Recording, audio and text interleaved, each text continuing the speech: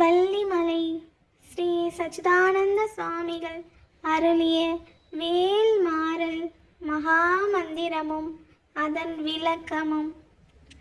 வேல்மாறல் 11ஆம் பாடல். சுடப்பரிதி ஒளிப்ப நிலவு ஒழுகும் மதி ஒளிப்ப அலை அடக்கு தழல் ஒளிப்ப ஒளிர் ஒளிப்பிறப்பை வீசும். விளக்கம்.